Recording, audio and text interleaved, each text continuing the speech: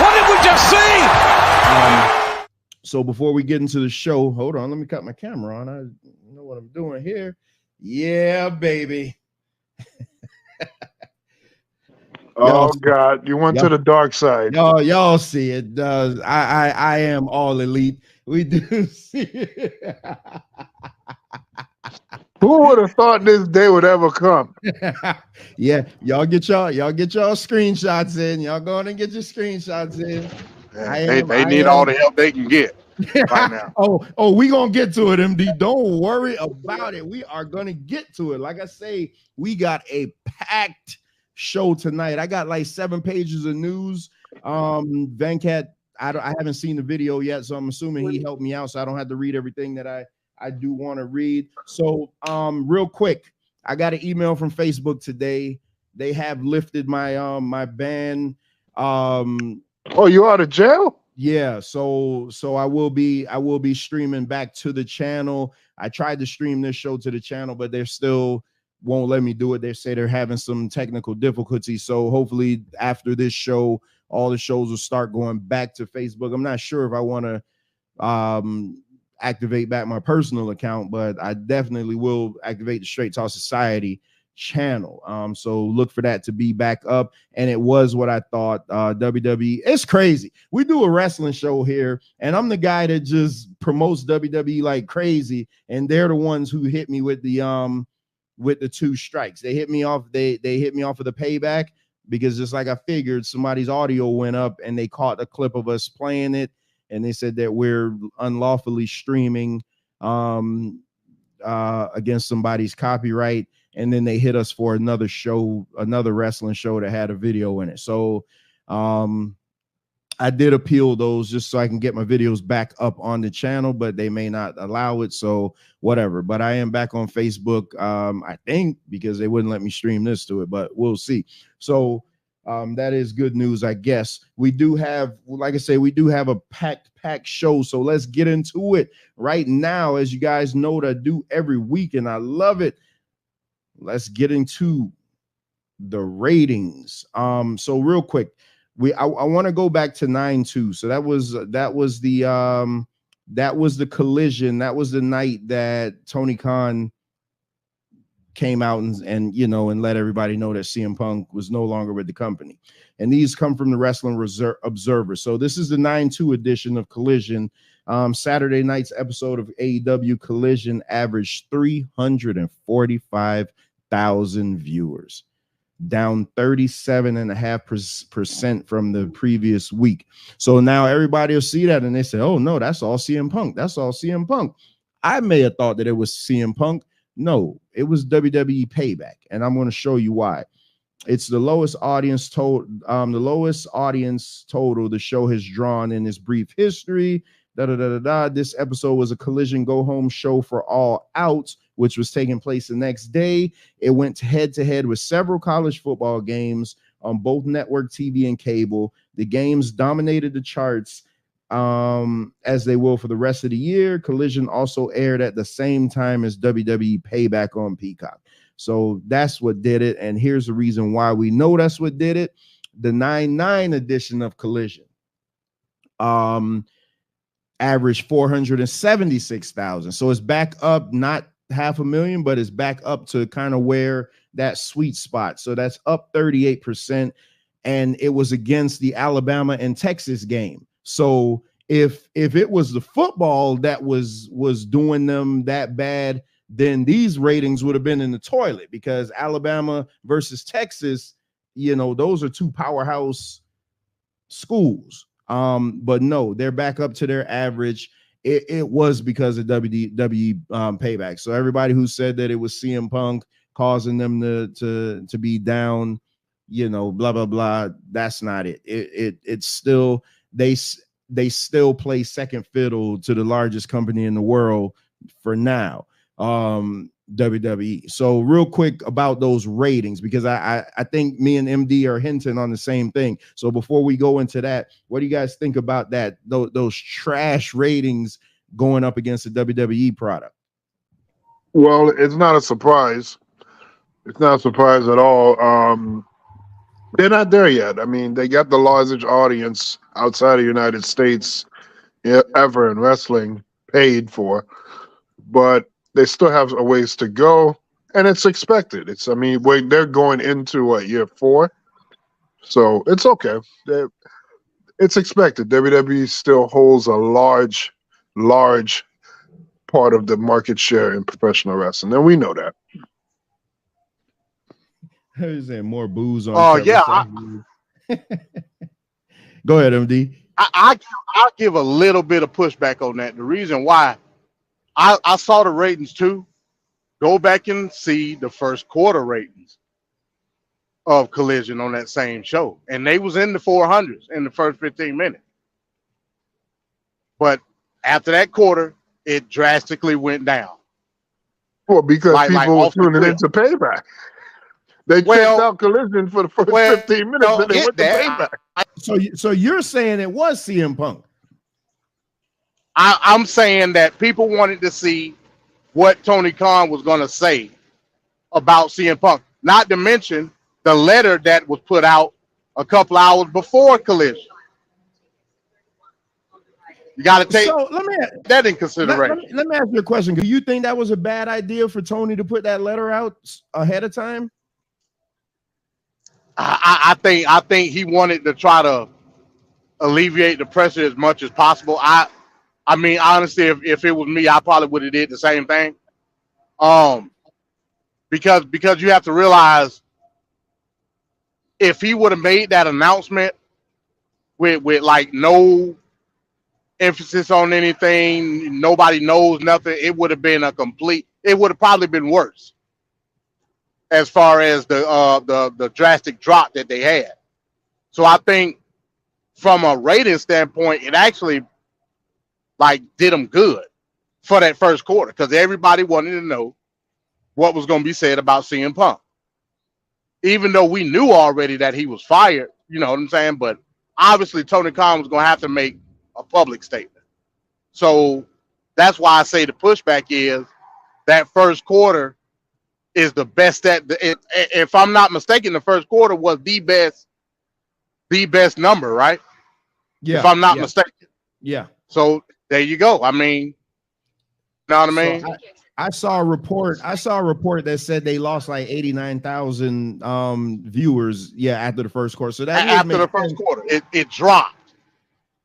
But if the product was so hot, okay, if the product was so hot, see, we don't know, because Payback was on at the same time, and the Becky Lynch and Trish Stratus match was a good match. So I'm still leaning more to Payback as the reason why the overall number was so awful. Yeah, I'm not disagreeing with that. All I'm saying is that first quarter, because the number was so high the first quarter, that was based off of CM Punk. After that, once they saw what Tony Khan had to say, that was it. You know, it's like, show over. I'm going to watch Payback. So my only pushback is that first quarter is the reason everybody tuned in and the reason everybody fell off. That's all they wanted to see. So indirectly, it was CM Punk. So my question to Venkat now, because Venkat brought it up, he was like largest paid audience outside of the United States. And I remember when that show was coming up, I said that it would not translate domestically.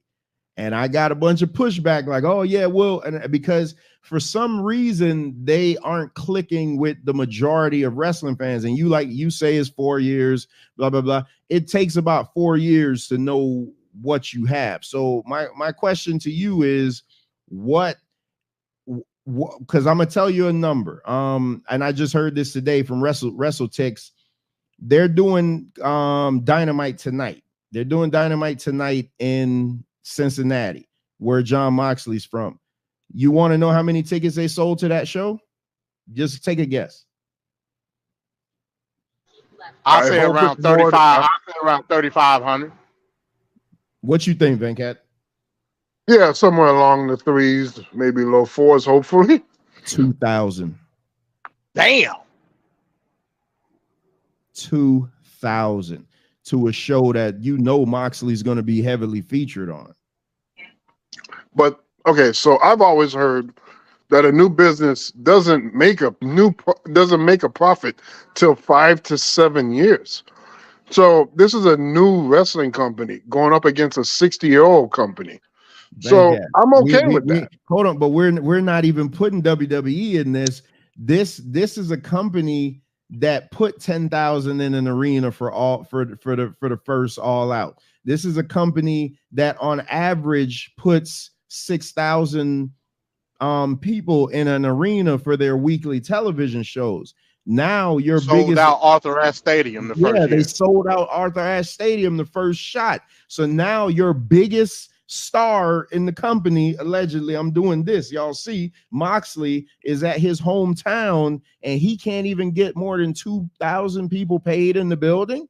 When Eddie Guerrero, Bruce Pritchard tells the story all the time, whenever WWE would run El Paso, the walk up for Eddie Guerrero on a night that they knew he was going to be featured would be ridiculous. Like they'd sell the building out just alone on walk ups. Sounds like an indictment on Moxley. Yeah, because I'm just saying, like they average 5,000 to 6,000 fans, which is good because they don't run the big buildings, which is fine, whatever. But man, 2,000, like that's house show numbers. I could expect to go to any WWE house show right now and see 2,000 people in the building easily. Non-televised house show that you're going to see the same boring crap on. I mean, yeah, people are just not acclimated with AEW wrestling, and this is what I said when AEW was getting his legs up under him. A lot of these New Japan wrestlers, a lot of these wrestlers coming on the independent scene, people don't know what the hell is going on. I'm talking about the average fan. Now, of course, you know, AEW caters to the smart wrestling fans. I ain't disagreeing with that. But the smart wrestling fans is not going to get you a big gate. Exactly. Like the casual, you know what I mean? You know, mom and dad taking their kids to the wrestling show is what's going to get you the big gate. And what's on TV. Now, again, that goes back to what we say about the television rights and the streaming service. Tony Khan going to have to figure out a way to work more exclusively with New Japan, with New Japan having the streaming service that they got. They're gonna have to streamline this some way where we all have access to it. Yep. So we all can get acclimated with these wrestlers that they trying to put in the forefront. That's just what's gonna have to happen. We all know that Will Ospreay is one of the best wrestlers in the world. But half of the casual wrestling fans don't know who the hell Will Ospreay is. They'd be like, who? You know what I'm saying? Well, this goes back to what we were talking about all the time about the accessibility of AEW, not being on like a Netflix or HBO Max, something where you could just easily just have contact with them. I have no cable, but I'm able to see WWE very easily with the Peacock situation. So I could watch all kinds of things for WWE. But I don't have that same. I mean, the YouTube channel is very limited. I mean, you might get like the last 5 minutes of a match that's high profile, but overall, it's really nothing. So that's their issue, man. Until they realize charging $50, and again, they've been knocking it out in the park every pay-per-view, and no casual wrestling fan was able to see those high moments. So you probably want to eat that $50 and let those people see what you got so that you can make more money in the long run. Those $50, you know, for those pay-per-views is killing them. But Venkat, we've done 23 of these shows, and I think MD probably wasn't on maybe 2 or 3 in the beginning. But I had to sit here every week and listen to Mike and Bones and everybody tell me how AEW is for the fan that doesn't like WWE. There's a lot of fans that doesn't like WWE. So naturally, so my question is, where are they? If I don't like a product and you offer me a better price, if I don't like Pepsi, but I love cola, naturally I'm going to gravitate to Coke, right? Right. Why aren't they gravitating to AEW? Like, what is it going to take? Who else? Okay, so who's the needle mover that's out there that they say like, man, if we sign this person, then things will work. CM Punk didn't work. It didn't work. Their champion is great. MJF is great. I love MJF's theme music probably more than I should, but I really love his theme music because it's so slimy. But MJF, Jade came back Saturday. Like, she's their biggest star, no questions asked. But Jade ain't gonna move no needle. Who they're talking about signing Edge. Edge is not gonna make a difference. Edge will make a difference for the first month, and then it'll go back. If Mercedes comes in, they're just gonna be like, oh, that's the ex-WWE girl. She'll work for 2 months. Who's out there that's gonna, I want this company to succeed. They're not gonna be able to sustain this, trying to sign all these people to high dollar deals, and they can't break 1 million viewers on TV. Like, that's crazy. I don't think you could just sign like some free agents and think that, oh, it's going to work. It doesn't work like that. There may be a mild minimum interest here and there. You may get the initial buzz because it's new and fresh, but that don't last forever. After about a month or so, it's going to wane. CM Punk came back. That first show blew up, and then the very next week it went down, and then they've been like in middle range the whole time. So it's not a talent or a big name. This is not the 90s WCW Nitro times. It's not going to translate like that. But I think the AEW has the issue that the Republican Party has. They're not going to win the popular vote. They're never going to win the popular vote. So they need to keep the moderates, the people in the center. And if they can get them, they'll win. The people in the center in the wrestling world is the casual fan. So they have their diehards, but there's not enough of those diehards. So you need that casual fan. And until the day they realize they got to stop prostituting themselves for $50 and realize they need to be more pragmatic and more level-headed, and you're going to have to give up something to get something. And it'll help in the long run. But until they realize that, and until I stop getting cursed out in these groups for AEW about bringing this up, that will never go away. If AEW was on HBO Max or Netflix or something of that nature, they would have much more fan interest, because now you will be able to get involved with the storyline. What MJF and Cole are doing right now is just great stuff. There's a lot of little things that are going on within AEW that if it had more eyeballs to it, it will translate bigger. A big star coming in is not going to be enough to hold it. They need to see the good that they have now. So, but don't you think it's more accessible now than if it was to go on a HBO? Everybody doesn't have HBO Max. I have it because it comes with the internet, but I'm not going to pay for it. Everybody doesn't have an Amazon Prime account. Well, again, I have it because of the cell phone. Yeah, but those are easy service to get. Yeah, everybody don't have Peacock, but it's there. Peacock is for the pay-per-views. I'm talking about the regular week-to-week TV. They have the Monday Night Raws and stuff. It comes late, but they have it. They have all the past events, and they have the current events that are coming up. And after you see a pay-per-view, it may push you to watch Raw and SmackDown. And don't forget, AEW, you can go back and watch AEW Dynamite and Collision on Discovery Plus right now. They got the episodes on Discovery Plus. And I'd ask you, what is Discovery Plus? That's the stream. Exactly. That's a Time Warner streaming service. But I mean, that just goes back to what I was saying. It's not necessarily about the TV.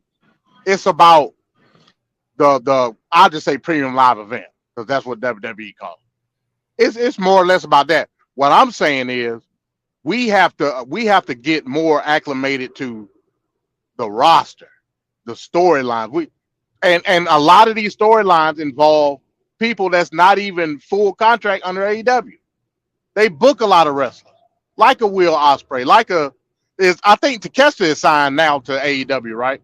Or is he? I think he's under contract with them. You that ass Bones that one, but I mean, when Takeshita first came in, he wasn't signed full time with AEW. They was booking him. So when you do stuff like that, it leaves us with a question mark over our head, like what, like who, like what, like what's going on? And they put them in like predominant storylines and angles. What I'm saying is, if you're gonna do that, put New Japan on TV. Build that type of relationship so we can watch New Japan every week. I wouldn't mind watching New Japan every week on TNT or TBS. That's what I'm saying. Okay, so it goes. Okay, they absolutely have the best work rate in wrestling, but it goes to what Vince McMahon says, and we'll get to him later. It's not all about work rate. It's not like you think wrestling, you'd want to see good wrestling, but they got good wrestling. That's not doing it. They don't have good character development though. They had some beautiful women over there. It's not doing it. It's like everything that I could think of, they got damn near 20% of WWE's former roster is not doing it. Like nothing. I don't get it, man. It's almost depressing, man, because you talk about 5 to 7 years. I mean, we're in the 4th year and they're not. The progression is not there, man. They should have been bigger than what they are. And again, I always say I think they killed themselves because they spent more time trying to say that we're better than WWE versus doing their own thing, staying in their own lane, and just being great at what they're great at. I agree with that. And not worrying about WWE. It's like everything they do, oh man, we did this better than WWE. Meanwhile, WWE is like, look at our numbers though. I mean, and we're going to get the WWE's Raw number because the Raw number was the worst in history. So we're going to get to that. But before you segue out, Trevor, also consider this. It inevitably does go back to CM Punk because even though Collision is your show, you love Collision. Yep. But the angles are not able to develop from show to show because of CM Punk. Yeah, without him. Well, they will now. But look how they had to do All In and All Out. Like we literally got a makeshift storyline, between the angles that they were doing within a couple of weeks of the show. The biggest show ever. And it took a couple of weeks. The reason being because they couldn't streamline the angles from show to show. But that's all I had to say. Yeah, that CM Punk versus the Elite could have been. They could have rolled out for a year with that, like literally. And then after CM Punk dispatches of the Elite, because he has to beat. Well, he can't do it now, but he had to beat them. Then you got the Real World's Champion angle, like that guy. I hope they sue him because that guy ruined so much for them. Storyline wise, you had this Ricky Starks guy who, to me, he's just another regular bum fill-in wrestler, but he had a program with Punk where it's like, man, you got the greatest tag team in the world, a Revival, their affiliation with Punk, so at any point you're like, man, are they gonna be heel or they're not, or blah blah blah. You know what I'm saying? It's like everything was tied around Punk. Now Brian is now on Collision, is his show, but he's saying he's going to be done wrestling when his daughter turns 8, which is next year, 7, which is next year. So you don't even got him. So it's like now he's not going to stay healthy for the whole year, and you're looking at it like, damn, we only got him for a year. Who else? You're talking about Bryan Danielson? Yeah. But I saw that he's going to be treated as a special attraction. So I guess he might show up on like the pay-per-view, like maybe 4 times out of the year or 3 times out of the year. It's a special thing. So he'll still wrestle. You're just not going to see him as much. And that's a shame, man. Like it's. Well, I mean, he did. I mean, we should just be fortunate and happy that he's wrestling at any level, because his career really should have been done like many years ago. Yeah. I don't know, man. I promise you, like, I'm not even being condescending with this one. I know I could be that way, but I want them to succeed because there's so many other wrestlers from WWE that's over there, Miro and Black and stuff like guys that I'm like, damn, man, Vince just screwed the pooch with these guys. But I go over to AEW and they're not doing a damn thing over there. Like, what's this Lana? So wait, Lana comes back now and she's not with Miro. What's going on with that?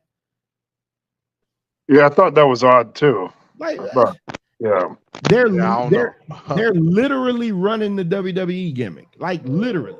But it's just crazy. Wrestling is weird that way. But so I did mention it earlier. Raw did its worst rating ever. That with but you mean when you say ever, you mean like ever? Ever. Wow. Their lowest rating was a Christmas episode where they did a clip show, like a review show. So it wasn't even a real show. Oh wow. This Monday they did 1.3 million viewers. Think about that. This is a show that used to combine with WCW for 8 million viewers a week. Now they're down to 1.3 million viewers. Yeah, they're going to use the excuse that they were against Monday Night Football. And yeah, 22 million people did watch that Buffalo Bills New York Jets game. Shit is about to get real.